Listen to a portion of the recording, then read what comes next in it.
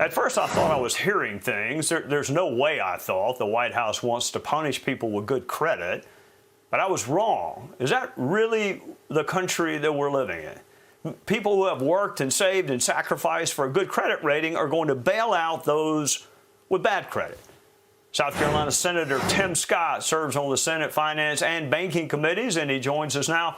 Senator, surely I got that wrong, didn't I? I mean, honestly, that cannot possibly be a policy to punish people with good credit. Well, Trey, it would be funny if we're not talking about the greatest nation on earth. The truth is exactly right. What you just said is 100% right, because in Biden's socialist utopia, if you're able-bodied, you don't have to work. If you commit a crime, you don't do any time. If you take out a loan, guess what? You don't have to pay it back. And if you have bad credit, you get rewarded with lower interest rates. This utopia never has existed, but this is the path to socialism. It's exactly what it looks like, and it's why it's so frustrating to watch the Biden administration create rules, not new laws, but rules that changes the very fabric of our country.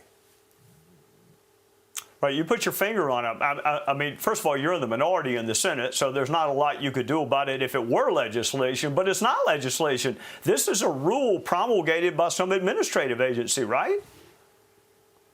Exactly. That means that the good news is, with rules that are promulgated by the administration, next administration, we could reverse those rules. So elections have consequences. It's time to use common sense to find common ground and reverse the curse of this administration. You know, Senator, I could have sworn that during his inaugural address, Joe Biden said he was going to be a great unifier. In fact, he used the word unity more than any president's ever used it in an inaugural address. I don't see how pitting Americans against Americans, those who have, I mean, if I had poor credit, I want to pay as little interest as I possibly can, but not at the expense of people who have sacrificed and saved and have good credit. I mean, how is this unifying to do this?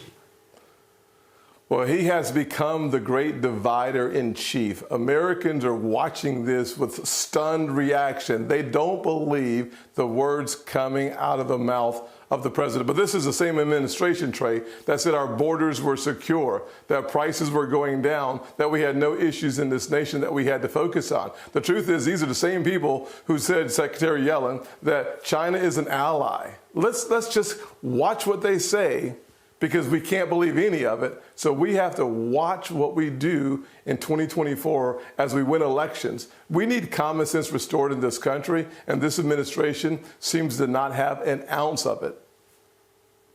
Speaking of 2024, you have an exploratory committee. I assume that you have been exploring Iowa and New Hampshire and your beloved home state of South Carolina a lot lately. What have you found as you have launched this exploratory committee?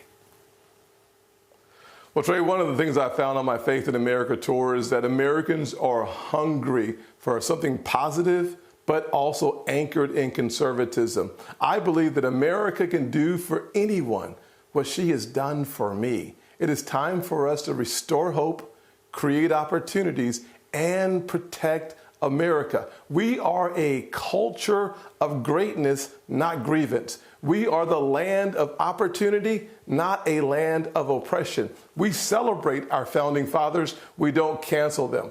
So on May 22nd, just a few weeks away, I want you to come on down to North Charleston, South Carolina, and participate as we make a major announcement about what's next. I know that you can't because you're a Fox News contributor, but everybody else can go to votetimscott.com and learn more about an announcement that's coming very soon. It's time for us to be proud to be Americans and proud of our president. May 22nd, it is coming up, and you are correct. I can't go, but it's because I have pending warrants for me in your home county of Charleston, so that's why I can't travel down there. Tim Scott from the great state of South Carolina, thank you for joining us on a Sunday night.